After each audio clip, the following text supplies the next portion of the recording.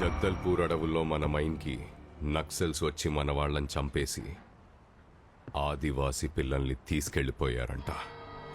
ఆ అడవే కాదు, మనం ఇంకా ఏ అడవిలో అడుగు పెట్టినా అందరినీ నరికేస్తామని చెప్పారంట. ఈ విషయం బయటికెళ్లేలోపు అందరినీ ఆ అడవిలోనే పాతేయాలి.